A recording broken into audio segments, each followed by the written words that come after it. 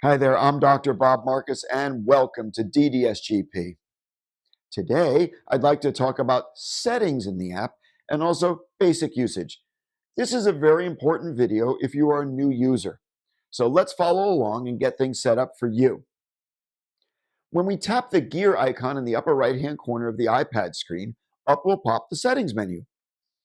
Let's go in and make sure that our name, email, and practice name are all correct.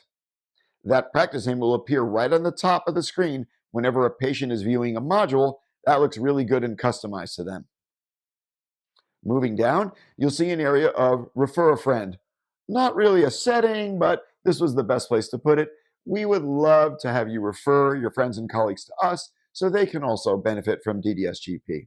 It's that same feeling we get when we have a patient referred to our office by another patient. Next one down is really important. Edit plan letter. In DDS GP, we will later learn how to create treatment plans, a plan about treatment. In a lot of offices, our plan is about finances. It has a list of names and procedures that are hard to understand and a bunch of numbers. That's not a treatment plan. That's a treatment plan. Financial plan, those are different. So when we're making our treatment plans with DDS GP, we'll want to edit that cover letter so it's personalized and from us. Go into each section and tap the little pencil icon and edit the section to your liking.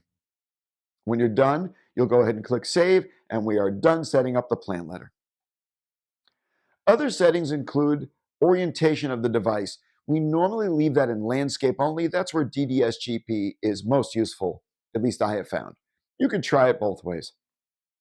We also have FDI numbering for our international users outside of the US that utilize that numbering system. Turn that on, and you'll see that all the tooth numbers are translated to the FDI system. All right, that's it in settings. We'll go ahead and exit out of there, and now we're going to talk about basic usage of the app. Now, bear in mind there are a lot of features in this app. I encourage you to read all the instructions. It's really important, and it will help you learn how to best utilize this app to raise your case acceptance in production. But I'd like to give you just the basics today. The basics are like this. The app is designed around the heart of it, which is the module. A module is a sequence of images that will show a dental problem worsening or the steps in a dental solution or treatment. Remember that anytime you're talking to a patient, we need to describe both. Here's what's going on. Here's what we do to solve it. We want to do both. How do we navigate around and do that? Simple. When you're in the main menu of the app, as I am now, you will almost always use one of these two top buttons, treatment and diagnosis. Those are the ones that I see using the most. If you tap the diagnosis button, you'll see all sorts of different classes of dental problems, cracks, decay, etc.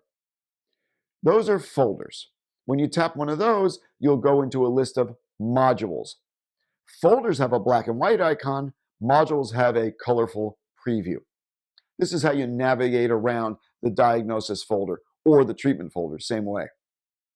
Once you go into a module you've selected, here I'll go ahead and select cracked tooth tufurcation. You'll see that we have this slider bar at the bottom. It looks like a white dot with a bar. If I put my finger in there and slide that bar across, you'll see that the crack worsens.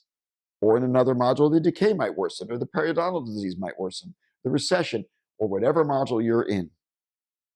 The best narrative for the patient goes something like this. Hey, take a look. This is a healthy area. Let me slide across. This is how yours looks. And let me slide all the way. Here's what it looks like if we ignore the problem. We've already told them the problem, what they've got going on, and the consequence of inaction. 3 of the 4 pillars of describing a problem to a patient. The 4th one is the solution. We can use our finger to mark on the screen here to highlight areas of importance. I'll circle this area, and I'll put an arrow to that area. Pretty nice. So once you're done explaining the diagnosis, the problem, now we'll go into the treatment. Now the treatment is also organized into folders. If I tap it, you'll see all sorts of folders here. anything from restorative to orthodontics, all of it. Tap in any folder you want and find a module you want. Since we were describing a cracked tooth here, let's go into a crown, porcelain crown. Now as I move my finger across, you'll see the steps of a porcelain crown are defined. You can stop at any point and draw on the screen as you wish.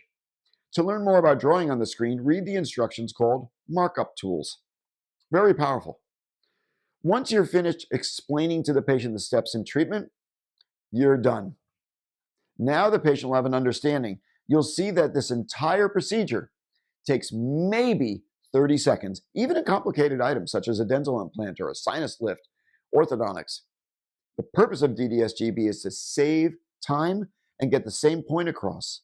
We raise case acceptance because we raise understanding, and we save time simultaneously. It's a dream. Anyway, that's the basic usage of a module. I encourage you, before you're in front of a patient, go into a couple different modules and just move the slider to see what you have. Practice writing on the screen.